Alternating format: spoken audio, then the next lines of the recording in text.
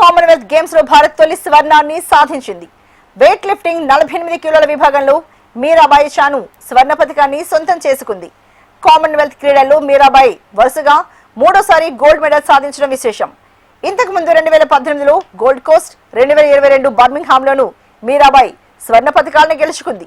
Commonwealth games లో hat trick medals గెలిచిన తొలి భారత మహిళా వెయిట్ లిఫ్టర్ గా మీరాబాయి చరిత్ర సృష్టించింది. దీంతో మొత్తంగా భారత్ ఖాతాలో 3 పతకాలు చేరాయి. పురుషుల 60 కేజీల కేటగిరీ పోటీల్లో భారత వెయిట్ లిఫ్టర్ రిషికాంత్ సింగ్ అద్భుత సిల్వర్ మెడల్ సాధించారు. పారా పవర్ లిఫ్టింగ్ జంధు కుమార్ పురుషుల హెవీ వెయిట్ విభాగంలో కాంస్య పతకాన్ని గెలుచుకున్నారు.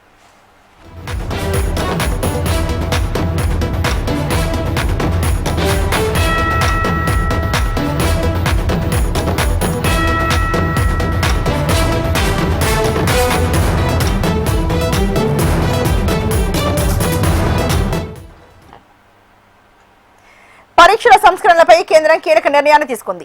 నందన్ నీలకని ఆధ్వర్యంలో హైపవర్ టాస్క్ ఫోర్స్ ఏర్పాటు చేసింది.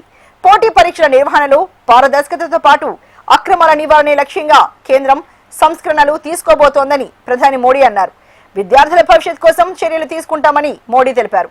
నీట్ పేపర్ లీక్ కు పాల్పడ్డ వారు ప్రస్తుతం జైల్లో ఉన్నారని ఆయన అన్నారు. వీలైనంత ఎక్కువగా టెక్నాలజీ వినియోగించుకునేందుకు ప్రయత్నిస్తామని మోడీ పేర్కొన్నారు. కఠిన చర్యలతో చట్టం తీసుకొస్తామని తెలిపారు. నందన్ నీలకనితో పాటు మరో ఎస్ సోమనాథ్, తపన్ డేకా, డి కామకోటి, అనిత కర్వాల్, అమృతరాల్ మీనా ఈ టాస్క్ ఫోర్స్ లో సభ్యులుగా ఉంటారు. ప్రశ్న పత్రాల భద్రత, లీకేజీల నివారణ, పరీక్షల నిర్వహణలో సాంకేతిక పరిజ్ఞానాన్ని గరిష్టంగా ఉపయోగించడంపై కమిటీ సమగ్ర అధ్యయనాన్ని చేసి ప్రభుత్వానికి నివేదిక అందించనుంది. फ्रेंड्स, विद्यार्थियों के भविष्य के लिए भारत सरकार लगातार अनेकविध कदम उठा रही है. जिन लोगों ने विद्यार्थियों के भविष्य के साथ खिलवाड़ किया वे जेलों में सड़ रहे हैं. हमने फास्ट ट्रैक कोर्ट बना चुके हैं. हम कल पार्लियामेंट के अंदर भी कठोर कानूनों के प्रावधान के साथ नया कानून बनाने की दिशा में भी आगे बढ़ रहे हैं. लेकिन हमें भविष्य के लिए सोचना है. हमारी परीक्षा पद्धति विश्वस्त हो, हमारी परीक्षा पद्धति ट्रांसपेरेंट हो, हमारी परीक्षा पद्धति में सबसे ज्यादा टेक्नोलॉजी का उपयोग हो. इन सारी बातों को ध्यान में रखते हुए विश्व प्रसिद्ध टेक्नोलॉजी एक्सपर्ट श्रीमान नंदन नीलेकनी जी के नेतृत्व में एक हाई पावर टास्क फोर्स बनाने का निर्णय किया है, जो एग्जामिनेशन रिफॉर्म की तरफ फोकस करेगा और जल्द से जल्द आने वाली परीक्षाओं की विश्वसनीयता को सुनिश्चित करने का काम इसके रिपोर्ट के आधार पर कर दिया जाएगा. నీటి ప్రశ్న పత్రాల లీకేజ్ వ్యవహారంలో యువత జరిపిన పోరాటానికి కేంద్రం తలవంచక తప్పలేదని విద్యాశాఖ మంత్రి ధర్మేంద్ర ప్రధాన్ రాజీనామా చేయడమే దానికి నిదర్శనమని తెలంగాణ సీఎం రేవంత్ రెడ్డి అన్నారు. నీట్ పరీక్ష నిర్వహణలో కేంద్ర ప్రభుత్వం విఫలమైందని రేవంత్ రెడ్డి విమర్శించారు. ఈడీ, సిబిఐతో విపక్షాలను భయపెట్టడం మోడీకి అలవాటని, యువత మోడీకి భయపడలేదని రేవంత్ వ్యాఖ్యానించారు. కేంద్ర ప్రభుత్వం ముందు యువశక్తి ఓడిపోయిందని ఆయన ప్రస్తావించారు. విద్యా వ్యవస్థలో మార్పులు రావాలని రేవంత్ కామెంట్స్ చేశారు. परीक्षा में केंद्र सरकार ने सीबीएसई, नीट बहुत सारे परीक्षा में फेल हो गए. जो परीक्षा लीकेज हो विद्यार्थी फेल नहीं हुए, भारत सरकार ने फेल हुआ है शिक्षा देने में, परीक्षा पूरे करने में. तब भी विपक्ष ने कहा, खासकर राहुल जी ने कहा करोड़ों युवाओं का समस्या है, तुरंत विद्या मंत्री इस्तीफा देना. ये जितने भी इसमें शामिल हुए उन लोगों को जेल में बिठाने के लिए, मगर आप सुने नहीं. फिर वही आदत, वही तरीका से डरा के धमका के ED, income tax, CBI, nice और आइस. नाइस का मतलब narcotics, income tax, CBI, ED, ये सब सारे एजेंसियों को इस्तेमाल करके डरा के धमका के आप जो सोच रहा है वही काम करने के लिए सोच रहा था. मगर इस देश का युवा तय कर लिए इस बार किसी हाल मोदी जी को हरा के दिखाएंगे. युवा शक्ति प्रदर्शन इस देश में गली गली में, सड़क से लेकर संसद तक ताकत दिखाए. 56 इंच छाती को हरा दिए. कल धर्मेंद्र प्रधान इस्तीफा दिया. क्यों धर्मेंद्र प्रधान इस्तीफा दिया? इसका मतलब युवा शक्ति ने प्रधानमंत्री का इस्तीफा मांगना शुरू किए.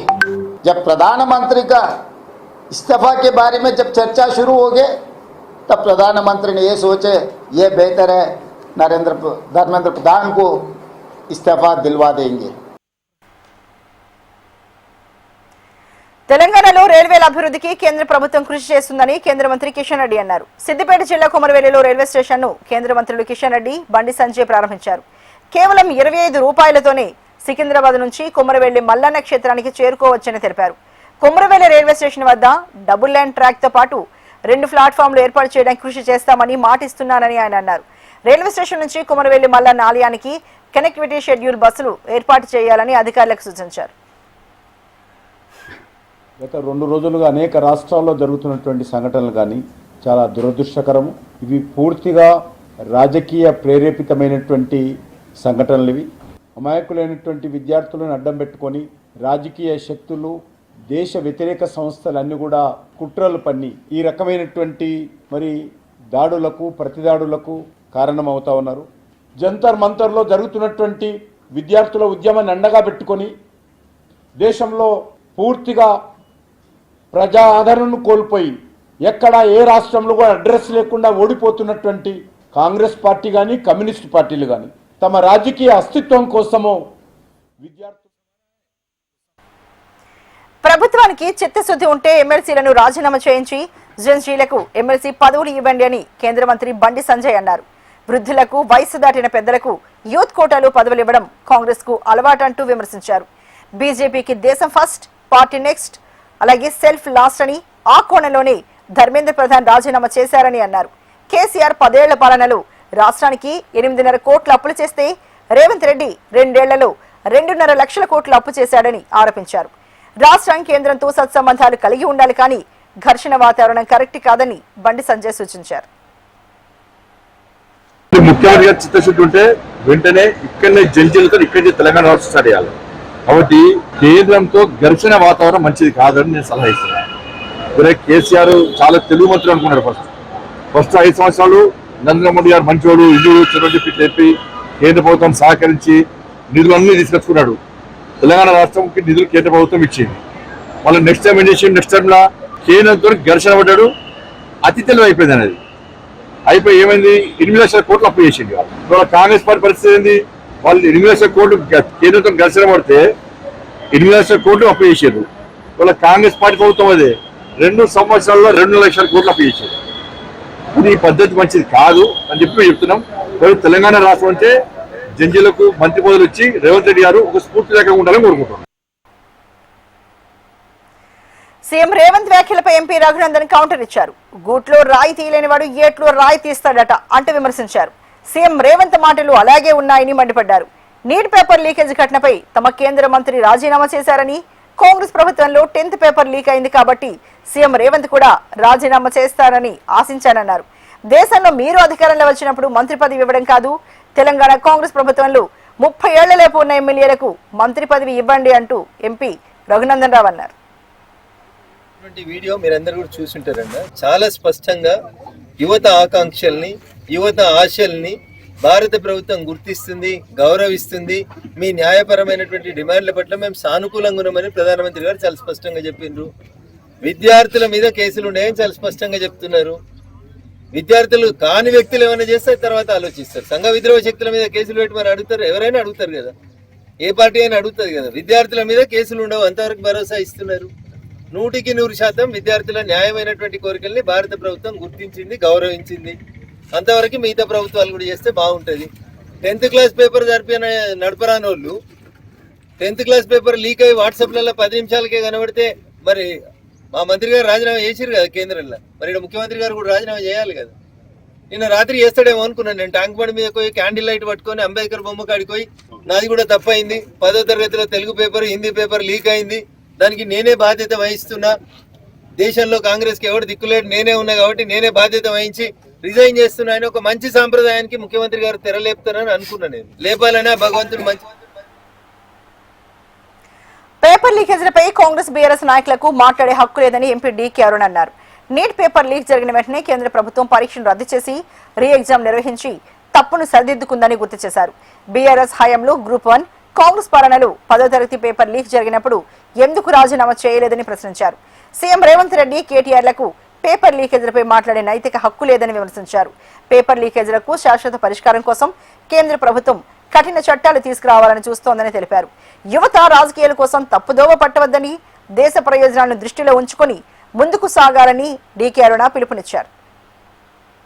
చర్చ జరిపినాక మీరు ఏ విధంగా అందరి అభిప్రాయం ప్రకారం ముందుకు పోదామని చెప్పినప్పటికీ కూడా వారికి ప్రధాన ప్రతిపక్షంగా ఈరోజు ప్రజలు ఈ దేశంలో ఆదరణ కోల్పోయినటువంటి కాంగ్రెస్ పార్టీ ఏదో 2-3 రాష్ట్రాల్లో అధికారంలో ఉండి అక్కడ కూడా అనేక అవినీతి కార్యక్రమాలు చేసుకుంటూ కేంద్రంలో కాంగ్రెస్ పార్టీ నడపడానికి ఆ రాష్ట్రాల నుంచి పెద్ద ఎత్తున అవినీతి చేసి సంచులు పంపుతుంటే రాహుల్ గాంధీ గారు తన వీపు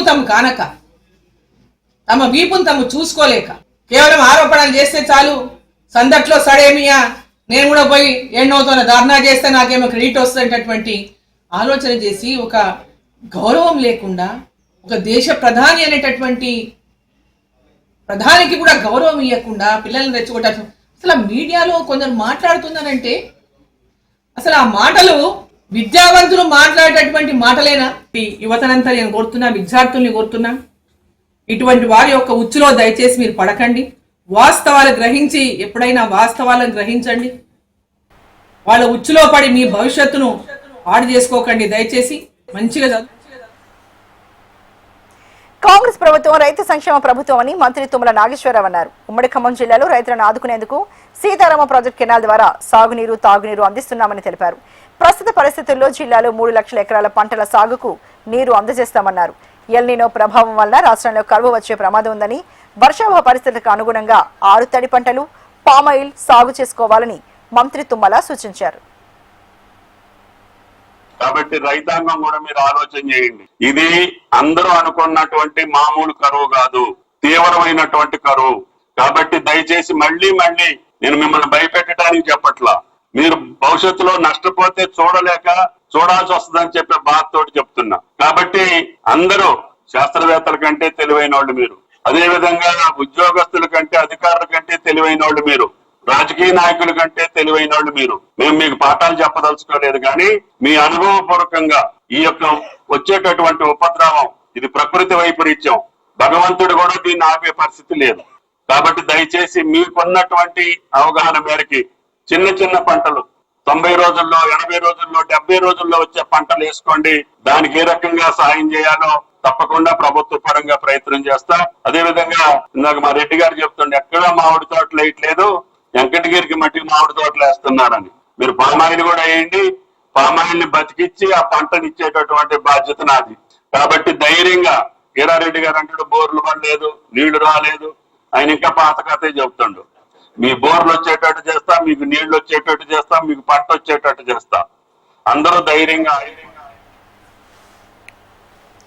విద్యార్థుల విజయాన్ని సీఎం రేవంత్ రెడ్డి ఖాతాలో వేసుకోవడం సిగ్గుచేటని తెలంగాణ రక్షణ సేన అధ్యక్షులు కవిత విమర్శించారు. యువతకిచ్చిన హామీలను ఎక్కడ నిలదీస్తారని ఊరేగింపులు చేస్తారా అంటూ ప్రశ్నించారు.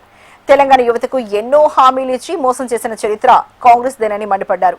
ఇకనైనా ఇచ్చిన మాట నిలబెట్టుకోకపోతే యువత ఆ పార్టీని గద్దెదించడం ఖాయమన్నారు కవిత. గత 36 రోజులుగా భారతదేశంలో అనేక మంది విద్యార్థులు, నిరుద్యోగ యువత చేస్తున్నటువంటి ఉద్యమం విజయం సాధించింది. వారు అనుకున్నట్టుగానే కేంద్ర మంత్రి ధర్మేంద్ర ప్రధాన్ గారిని రాజీనామా చేయడానికి కేంద్ర ప్రభుత్వం ముందుకు పంపించింది. మరి ఈ సందర్భంలో విద్యార్థులందరికీ కూడా నేను మనస్ఫూర్తిగా శుభాకాంక్షలు తెలియజేస్తా ఉన్నాను. ఇది 100% విద్యార్థుల విజయంగా తెలంగాణ రక్షణ సేన భావిస్తా ఉంది. మరి విద్యార్థుల విజయాన్ని కంప్లీట్ గా తన ఖాతాలో వేసుకోవడానికి మన రాష్ట్ర ముఖ్యమంత్రి గారు రేవంత్ రెడ్డి గారు ప్రయత్నం చేయడం అన్నది నిజంగా చాలా సిగ్గుచేటు. నిన్న సాయంత్రం హైదరాబాద్ లో దాదాపుగా 3-4 గంటలు కొవ్వొత్తులు పట్టుకొని కాంగ్రెస్ పార్టీ శ్రేణులంతా కూడా నగర వీధుల్లో ఊరేగడం అన్నది చాలా సిగ్గుపడాల్సిన విషయం. ఎందుకంటే కేంద్ర ప్రభుత్వాన్ని ప్రశ్నించినటువంటి విద్యార్థులు తమనెక్కడ ప్రశ్నిస్తారో అనే భయంతోనే, తమ ఫెయిల్యూర్స్ని ఎక్కడ ఎక్స్పోజ్ చేస్తారనే భయంతోనే ముందుగానే ముఖ్యమంత్రి గారు బయటకు వచ్చి యూత్నంతా నేను ఎంకరేజ్ చేస్తున్నాను, 21 ఇయర్సే మీరు పార్లమెంట్లో ఉండాలని చెప్తున్నారు. సంతోషం, మంచిదే. ఎట్లుందంటే ఇది కాంగ్రెస్ పార్టీ పరిస్థితి, 1000 ఎలుకలు తిన్న పిల్లేట కాశీయాత్ర పోయిందట. అట్లా ఇన్ని సంవత్సరాలకి అనేక సందర్భాల్లో విద్యార్థులను, యువతను మోసం చేసినటువంటి ముఖ్యమంత్రి గారికి 21 ఇయర్స్లో యువత పార్లమెంట్కి పోవాలన్నటువంటి జ్ఞానోదయం ఇవ్వడం అన్నది చాలా సంతోషం. కానీ మీ మీద నమ్మకం లేదు. మీరు ఏ బిల్లు అసెంబ్లీలో పెట్టినా దాన్ని పాస్ కాకుండా కేంద్రంతో లాలూచిపడి ఆపుతున్న విషయం ఈ రాష్ట్రంలో బీసీ ప్రజలకు బాగా తెలుసు. ఈ రాష్ట్రంలోని ప్రజలందరికీ కూడా ఆ విషయం బాగా తెలుసు. సో మీరు 21 ఇయర్స్ బిల్లు పెడతామంటే నమ్మడానికి ఎవరు లేరు. అదేవిధంగా మీరు యువతకి ఇచ్చిన అనేక హామీలు, అది 2 లక్షల ఉద్యోగాలు అయితేనేంటిది, నిరుద్యోగ భృతి అయితే ఏంటిది, జాబ్ క్యాలెండర్ అయితే ఏంటిది, ఆఖరికి స్కూల్ పిల్లలకు కనీసం ఇవాళ యూనిఫామ్ లేనటువంటి పరిస్థితి ఉంది. బ్రేక్ఫాస్ట్ పెడతామన్నారు, అది పెట్టకుండా ఉన్నటువంటి పరిస్థితి ఉంది. ఫీ రియంబర్స్మెంట్ ఇస్తామన్నారు, అది ఇయ్యనటువంటి పరిస్థితి ఉంది.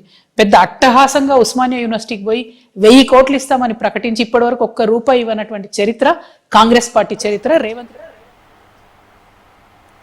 దశాబ్దాలుగా ఆదిలాబాద్ ప్రజలు ఎదురు చూస్తున్న విమానాశ్రయ కళ సాకారం కాబోతోంది. ఆదిలాబాద్ విమానాశ్రయ భూసేకరణ కోసం తెలంగాణ ప్రభుత్వం ప్రతిష్టాత్మక నిర్ణయాన్ని తీసుకుంది. ఏకంగా 2278.14 కోట్ల భారీ నిధులను మంజూరు చేస్తూ జీవోను రిలీజ్ చేసింది. ఈ ప్రాజెక్టు ద్వారా ఆదిలాబాద్ జిల్లా అభివృద్ధిలో కొత్త అధ్యాయం మొదలు కాబోతోంది. గత కొంతకాలంగా ఎయిర్పోర్ట్ కు సంబంధించి రకరకాల ప్రచారాలు సాగుతున్నాయి. ఇప్పటికే కేంద్ర రాష్ట్ర ప్రభుత్వాలు పరస్పర సహకారంతో ముందుకు రావడంతో వడివడిగా అడుగులు పడుతున్నాయి. అనుకుంటే గ్రామం వరకు రహదారులు, వంతెన నిర్మాణంతో పాటు భారీ రన్వే చేపట్టబోతున్నారు. సాంకేతిక పరంగా ఉన్నటువంటి హై వోల్టేజ్ విద్యుత్ వైర్లు తొలగింపు వంటి అభివృద్ధి కార్యక్రమాలు చేయబోతున్నారు. ఆదిలాబాద్ లో ఎయిర్పోర్ట్ ఏర్పాటుతో పెట్టుబడులు పెరగడంతో పాటు యువతకు ఉపాధి అవకాశాలు వస్తాయి. అదేవిధంగా పరిశ్రమల అభివృద్ధికి ఊతం లభిస్తుంది. ఎయిర్పోర్ట్ నిర్మాణంతో ఆదిలాబాద్ జిల్లా జాతీయ స్థాయిలో మరింతగా గుర్తింపు పొందుతుంది. దీనిపై గ్రామ ప్రజలు హర్షాన్ని వ్యక్తం చేస్తున్నారు.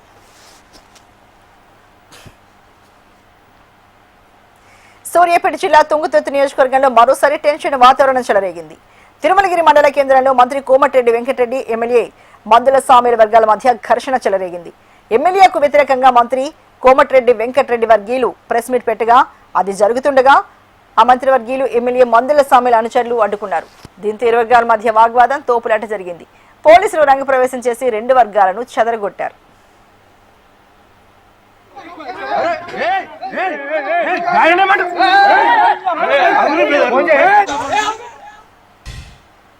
Welcome back.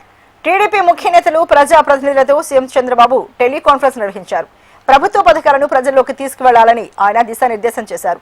పార్టీ నేతలు ప్రతి ఇంటికి వెళ్లాలని, ప్రభుత్వం చేస్తున్న అభివృద్ధి సంక్షేమం పథకాలను ప్రజలకు వివరించాలని సూచించారు. ప్రభుత్వం అందించిన 2 ఏళ్ల సేవలపై రేపటి నుంచి 45 రోజుల పాటు డోర్ టు డోర్ కార్యక్రమాన్ని నిర్వహించాలని పిలుపునిచ్చారు.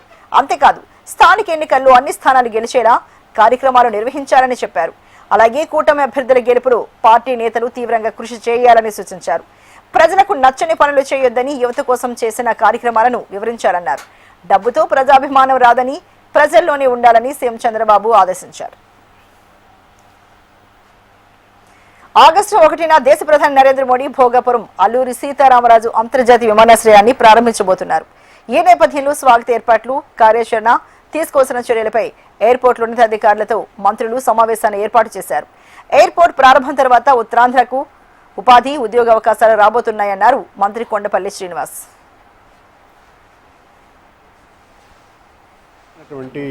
సక్సెస్ స్టోరీస్ హైదరాబాద్ ఏ రకంగా మహానగరంగా ఎదిగిందో రేపు భోగాపురం కూడా ఒక గ్రోత్ ఇంజిన్ కాబోతుంది. అటు శ్రీకాకుళంకి, విజయనగరంకి, విశాఖపట్నంకి, అనకాపల్లికి అందరికీ కూడా సెంటర్గా ఉన్నటువంటి భోగాపురం ఖచ్చితంగా అందరికీ కూడా ఈ ప్రాంత అభివృద్ధికి పూర్తిగా కూడా ఒక గ్రోత్ ఇంజిన్ కింద అయ్యి చాలామంది ఇక్కడ ఈ ప్రదేశానికి వచ్చి చాలామందికి ఎంప్లాయ్మెంట్ కల్పించే అవకాశం ఉంటుందని తెలియజేసుకుంటారు. సుమారు ఆగస్టు 1న దేశ ప్రధాని నరేంద్ర మోడీ భోగాపురం అల్లూరి సీతారామరాజు అంతర్జాతీయ విమానాశ్రయాన్ని ప్రారంభించబోతున్నారు. ఈ సందర్భంగా రహదారులు, మౌలిక సదుపాయాల కల్పనపై ఎయిర్పోర్ట్ ఉన్నతాధికారులతో మంత్రులు సమావేశం నిర్వహించి ప్రణాళికలు సిద్ధం చేస్తున్నారు. సభకు వచ్చే ప్రజలకు అన్ని ఏర్పాట్లు చేస్తున్నామంటున్నారు మంత్రి జనార్దన్ రెడ్డి.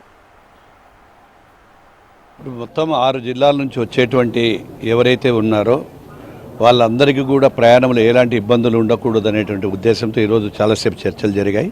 వాటితో పాటు భోజనాలు ఏ విధంగా పెట్టాలి, బ్రేక్ఫాస్ట్ ఏ విధంగా అరేంజ్ చేయాలి, మళ్ళీ వాళ్ళని సురక్షితంగా ఎట్లా తీసుకుపోవాలనే మీద దీర్ఘంగా అందరం కలిసి మాట్లాడడం జరిగింది.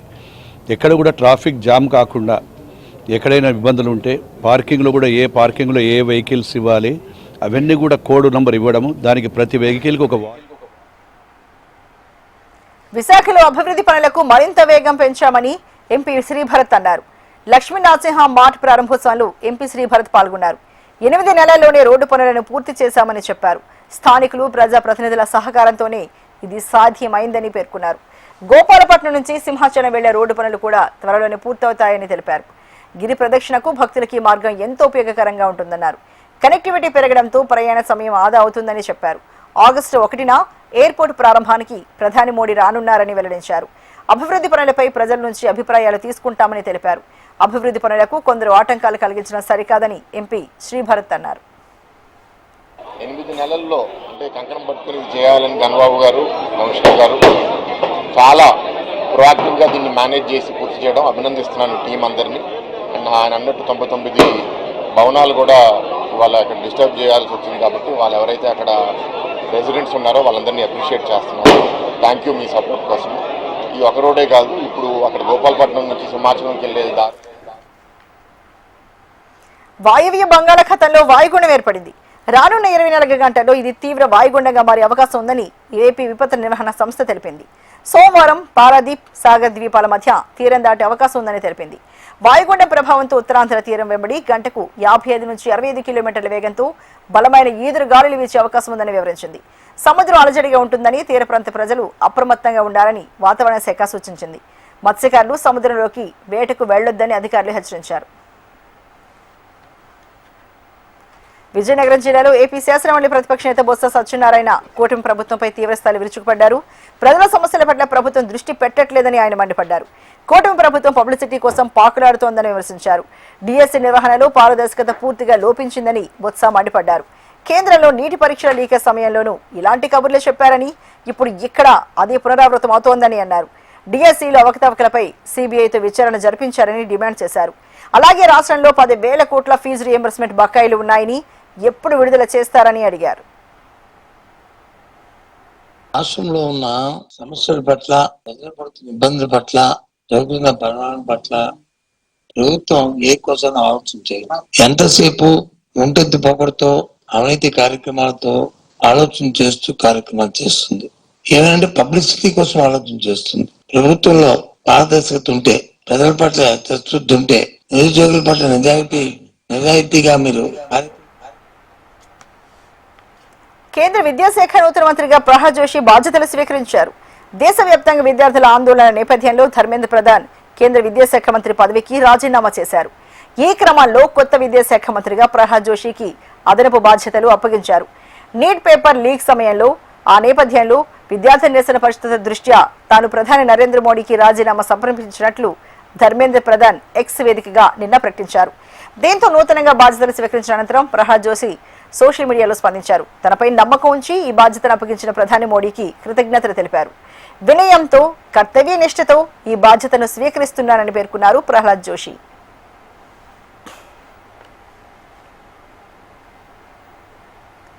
ఇవి ఇప్పటివరకు అప్డేట్స్. నమస్తే.